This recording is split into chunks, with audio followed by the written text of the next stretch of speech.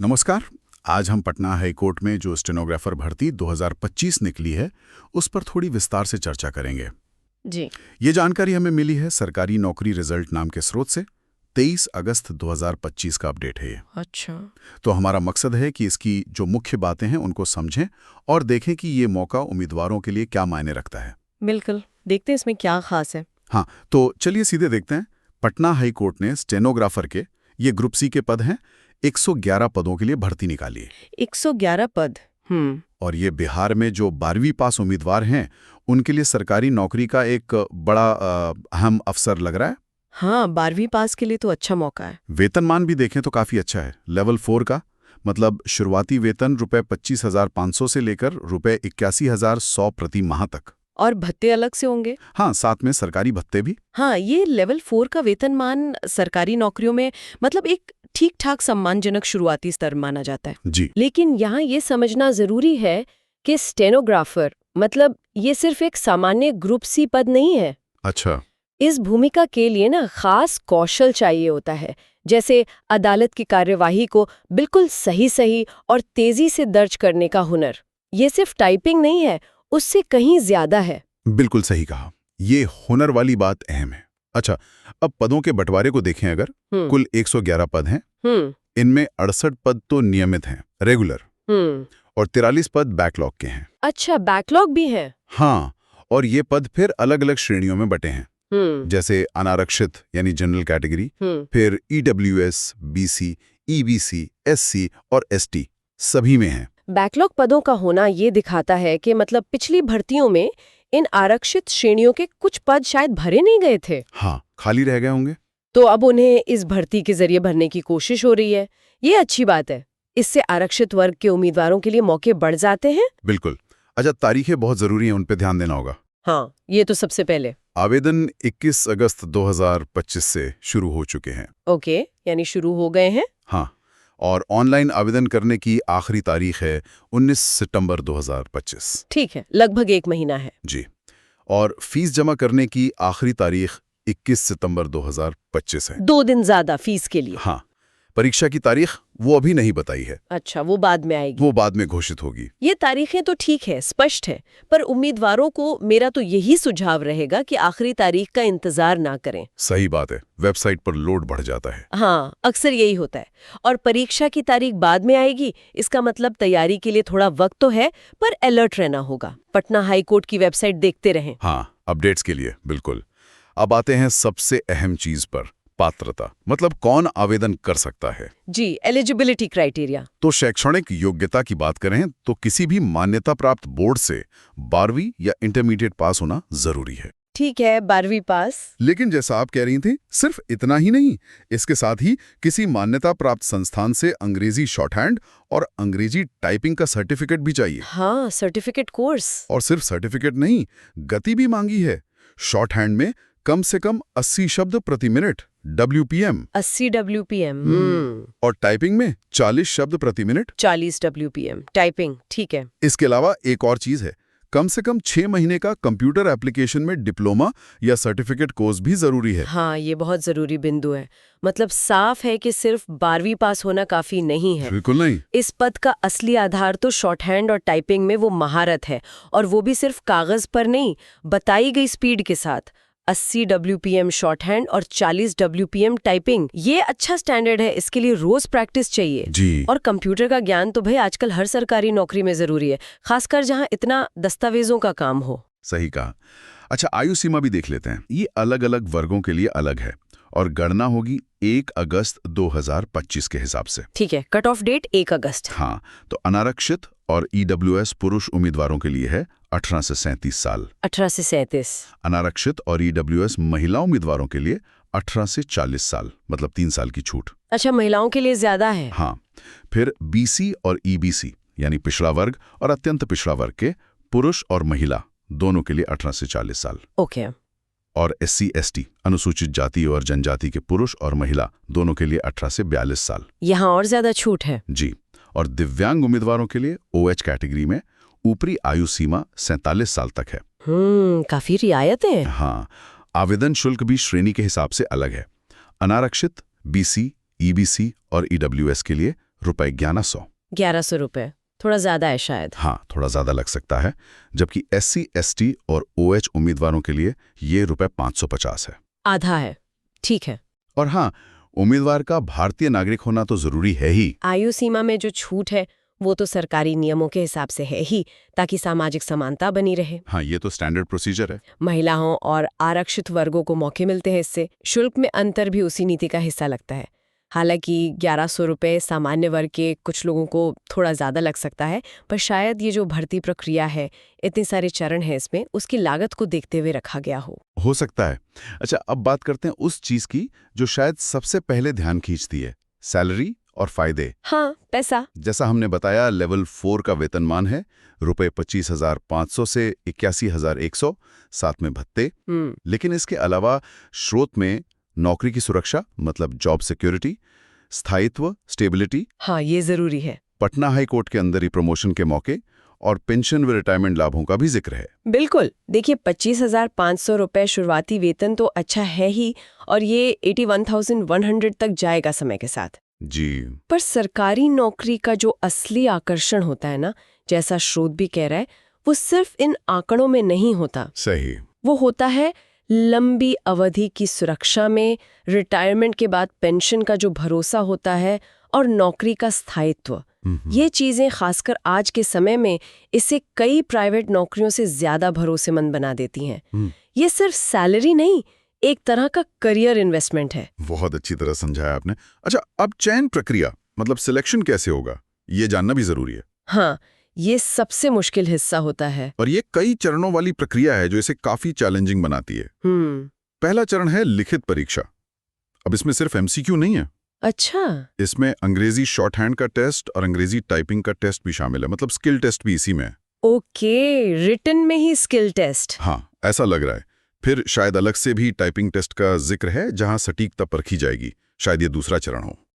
थोड़ा कंफ्यूजन है, शायद नोटिफिकेशन में ज्यादा साफ होगा। हाँ, हो सकता है नोटिफिकेशन देखना पड़े। और तीसरा चरण है साक्षात्कार, इंटरव्यू भी है। हाँ, इसमें उम्मीदवार का व्यक्तित्व, बातचीत का ढंग और वो पद के लिए कितना फिट है, ये देखा जाएगा। और ये भी साफ लिखा है कि अगले चरण में जाने के लिए हर चरण को पास करना जरूरी है। ये जो मल्टी स्टेज सिलेक्शन प्रोसेस है ना, ये दिखाता है कि हाईकोर्ट सिर्फ किताबी ज्ञान वाले लोग नहीं ढूंढ रहा। उन्हें ऐसे लोग चाहिए जिनके पास प्रैक्टिकल स्किल्स हो, शॉर्ट हैंड, टाइपिंग, जो दबाव में भी बिल्कुल सही काम कर सकें, और जिनका व्यक्तित्व न्यायिक माहौल के लिए ठीक हो। सही। हर स्टेज का क्वालिफाइंग होना ये पक्का करता है कि उम्मीदवार हर कसौटी पर खरा उतरे। ये सिर्फ एक परीक्षा नहीं, बल्कि कैंडिडेट के धैर्य, स्किल और प्रेशर झेलने की क्षमता का एक तरह से स्ट्रेस टेस्ट भी है। हाँ, बिल्कुल, स्ट्रेस टेस्ट तो है ही। हर चरण का अपना महत्व है। अच्छा, अब देखते हैं आवेदन कैसे करना है। प्रक्रिया पूरी तरह से ऑनलाइन है। हाँ, आजकल सब ऑनलाइन ही होता है। हाँ, उम्मीदवारों को पटना हाईकोर्ट की आधिकारिक वेबसाइट पर जाना होगा, patnahighcourt.gov.in। ठीक है। वहां रिक्रूटमेंट या जो भी संबंधित लिंक हो, उस पर क्लिक करके पहले रजिस्ट्रेशन करना होगा।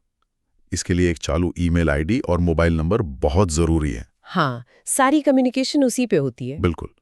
फिर ऑनलाइन फॉर्म में अपनी सारी जानकारी भरनी होगी, पर्सनल, एजुकेशनल वगैरह। ध्यान से भरनी होगी। हाँ, बहुत ध्यान से। जरूरी दस्तावेज, फोटो, हस्ताक्षर स्कैन करके सही फॉर्मेट और साइज में अपलोड करने होंगे। ये पहले से तैयार रखने चाहिए। हाँ, ये बेहतर रहता है। इसके बाद ऑनलाइन ही फीस भरनी होगी, और सबसे जरूरी, सबमिट करने से पहले एक बार प्रीव्यू करके सब कुछ चेक कर लें। हाँ, गलती की गुंजाइश नहीं रखनी चाहिए। और फिर फाइनल सबमिट करें। और हाँ, जमा किए गए आवेदन का प्रिंटआउट जरूर ले लें भविष्य के लिए। बिल्कुल। ऑनलाइन प्रक्रिया वैसे तो आसान है, पर सावधानी बहुत जरूरी है। नाम की स्पेलिंग, जन्म तिथि, कैटेगरी, इन सब में एक छोटी सी गलती भी बाद में दिक्कत दे सकती है। हाँ, आवेदन रद्द भी हो सकता है। बिल्कुल। तो अच्छा ये है कि सारे डॉक्यूमेंट्स, 12वीं की marksheet, short hand typing certificate, computer वाला सर्टिफिकेट, जाति प्रमाण पत्र अगर लागू हो, तो सब पहले से स्कैन करके रेडी रखें। सही। और जैसा मैंने पहले कहा, लास्ट डेट का इंतजार किए बिना टाइम पर अप्लाई कर दें। सबमिट करने से पहले 2 बार 3 बार चेक कर लें। बहुत सही सलाह है। अच्छा, मान लीजिए कोई चुन लिया जाता है, तो उसकी मुख्य जिम्मेदारियां क्या होंगी? स्टेनोग्राफर का काम क्या होता है कोर्ट में? हाँ, ये जानना भी जरूरी है। स्रोत के मुताबिक ये सिर्फ टाइपिंग का काम नहीं है, इसमें शामिल है अदालत की जो कार्रवाई होती है उसे अंग्रेजी शॉर्टहैंड में लिखना। डिक्टेशन लेना। हाँ, और फिर उसे कंप्यूटर पर टाइप करके ट्रांसक्राइब करना, मतलब शॉर्टहैंड को वापस टेक्स्ट में बदलना। ठीक है। फिर आधिकारिक नोट्स और जरूरी कानूनी दस्तावेज तैयार करना, जजों को दस्तावेज बनाने के काम में समय पर मदद करना। अच्छा, असिस्टेंस भी। हाँ, कोर्ट का जो पत्राचार होता है, कॉरेस्पॉन्डेंस, उसे संभालना और ये पक्का करना कि सारे दस्तावेज ठीक से फाइल हों, उनका रिकॉर्ड मेंटेन हो। ये जिम्मेदारियां तो साफ करती हैं कि स्टेनोग्राफर जुडिशियल प्रोसेस का एक बहुत अहम हिस्सा है। हाँ, लगता तो यही है। इस काम में सिर्फ तेजी से लिखने या टाइप करने की क्षमता ही काफी नहीं है। एक्यूरेसी मतलब सटीकता यहाँ सबसे ज्यादा जरूरी है। बिल्कुल। सोचिए, कोर्ट की कार्रवाई की रिकॉर्डिंग में जरा सी भी गलती हो जाए तो कितने गंभीर नतीजे हो सकते हैं। हाँ, बात तो सही है। और गोपनीयता बनाए रखना, कॉन्फिडेंशियलिटी, वो भी उतना ही जरूरी है, क्योंकि उन्हें बहुत संवेदनशील जानकारी से डील करना होता है। और साथ ही टाइम पर काम पूरा करना, ताकि न्याय प्रक्रिया में देर न हो। यहाँ गलती की गुंजाइश समझिए न के बराबर होती है। सही कहा।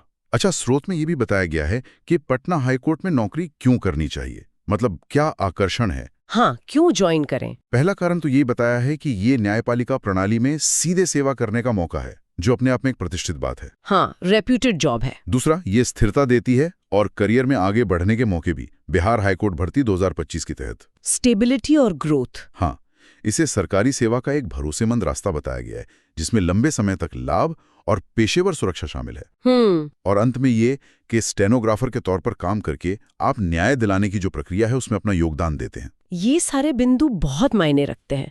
सरकारी नौकरी का आकर्षण, और वो भी न्यायपालिका जैसी संस्था में, वो हमेशा से रहा है। जी। स्थिरता, समाज पर असर डालने का मौका, सेवा की भावना, ये सब मिलकर इसे कई उम्मीदवारों के लिए, खासकर जो बिहार में ही करियर बनाना चाहते हैं, एक बहुत अच्छा विकल्प बनाते हैं। ये सिर्फ एक नौकरी नहीं, बल्कि न्याय व्यवस्था का हिस्सा बनने का एक सम्मानजनक अवसर है। बिल्कुल। अब आते हैं सबसे जरूरी हिस्से पर, परीक्षा का पैटर्न और सिलेबस। हाँ, तैयारी के लिए ये समझना बहुत जरूरी है। सफलता के लिए इसे समझना ही होगा। तो देखिए, शॉर्टहैंड टेस्ट। अंग्रेजी शॉर्टहैंड में 80 WPM की गति पर 4 मिनट का डिक्टेशन होगा, मतलब 320 शब्द। 4 मिनट 320 शब्द। ठीक है। इसे कंप्यूटर पर ट्रांसक्राइब करने के लिए 15 मिनट मिलेंगे। 15 मिनट ट्रांसक्रिप्शन के लिए? हाँ, और डिक्टेशन के बाद 7 मिनट का समय मिलेगा उसे पढ़ने और रिवीजन के लिए। अच्छा, रिवीजन टाइम भी है? ये अच्छी बात है। हाँ। और सबसे अहम बात, इसमें कम से कम 85% सटीकता, एक्यूरेसी अनिवार्य है। 85% एक्यूरेसी, ये नोट करने वाली बात है। हाँ।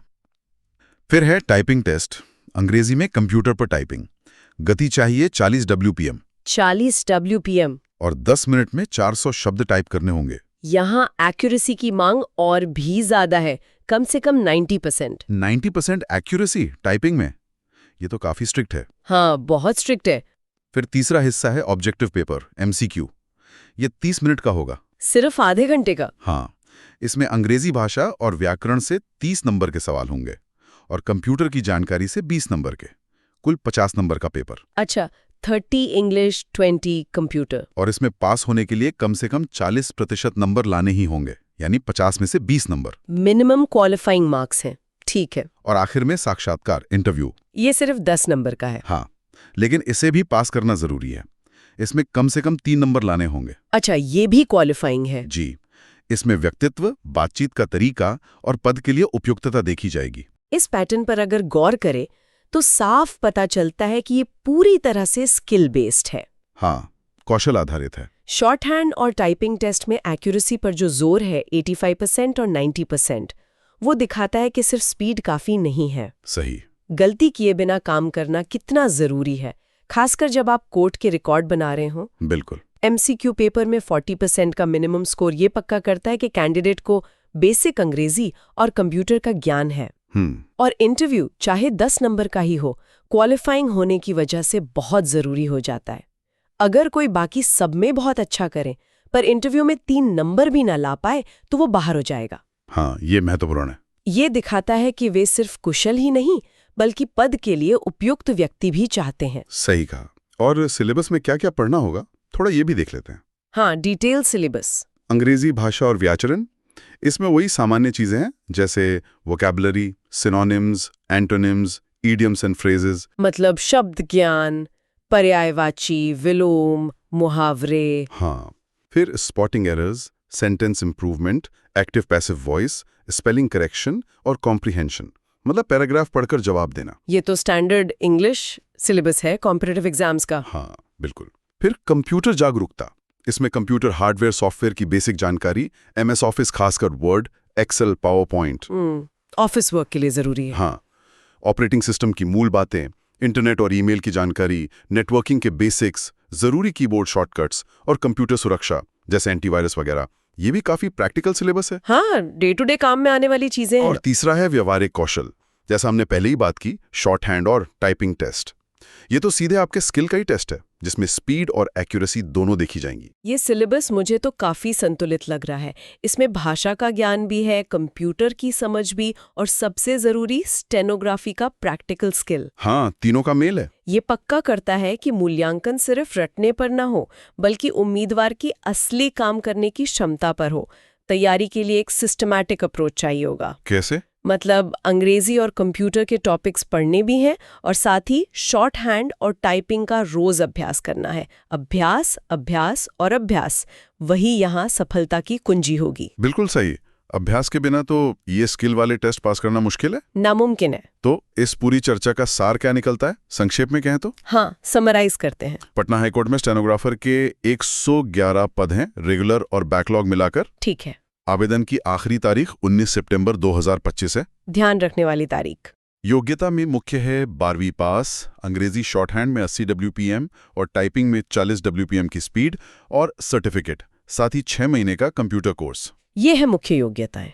चयन प्रक्रिया कई चरणों वाली है, जिसमें स्किल टेस्ट हैं, शॉर्ट हैंड टाइपिंग, एक MCQ पेपर है अंग्रेजी और कंप्यूटर पर, और फिर एक इंटरव्यू है क्वालिफाइंग नेचर के साथ। हाँ, और स्रोत, इसे जिनके पास ये जरूरी स्किल्स हैं उन उम्मीदवारों के लिए बिहार में एक सुनहरा अवसर कह रहा है। निश्चित रूप से ये उन लोगों के लिए एक बड़ा मौका है जिनके पास ये विशेष हुनर है और जो बिहार में एक स्थिर और सम्मानित सरकारी नौकरी चाहते हैं। जी। न्यायपालिका से जुड़कर काम करने का अवसर इसे और भी खास बना देता है। पर ये याद रखना जरूरी है कि ये कोई आम क्लर्क की नौकरी नहीं है। नहीं, बिल्कुल नहीं। इसके लिए खास हुनर चाहिए, बहुत ज्यादा सटीकता चाहिए और लगातार प्रैक्टिस की जरूरत होती है। कंपटीशन भी तगड़ा होगा, तो तैयारी में कोई कमी नहीं रखनी चाहिए। हाँ, कंपटीशन तो होगा ही। अच्छा, स्रोत में तैयारी के लिए पिछले सालों के प्रश्न पत्रों और मॉक टेस्ट को हल करने का सुझाव भी दिया गया है। हाँ, वो तो बहुत मददगार होता है। उससे परीक्षा के पैटर्न और सवालों का लेवल पता चलता है। बिल्कुल, तो ये उम्मीदवारों के लिए उपयोगी हो सकता है। और अंत में एक विचार छोड़ते हैं सोचने के लिए। हाँ, जरूर। ये जो भर्ती प्रक्रिया है, ये सिर्फ आपकी शॉर्ट हैंड या टाइपिंग की स्पीड नहीं जांच रही। ये असल में दबाव में सटीकता बनाए रखने, छोटी छोटी डिटेल्स पर ध्यान देने और समय को मैनेज करने की आपकी क्षमता का भी एक कड़ा इम्तिहान है। सही बात है। तो सोचने वाली बात यह है कि न्यायिक प्रणाली का एक प्रभावी हिस्सा बनने के लिए ये गुण, एक्यूरेसी, फोकस, टाइम मैनेजमेंट, कितने जरूरी हैं, और क्या यही गुण जिंदगी के दूसरे मुश्किल हालातों में, चाहे वो पर्सनल हो या प्रोफेशनल, सफलता पाने के लिए भी उतनी ही जरूरी नहीं है? बहुत गहरा विचार है। सोचने पे मजबूर करता है कि ये कौशल सिर्फ नौकरी के लिए नहीं, जीवन के लिए भी कितने महत्वपूर्ण होते हैं।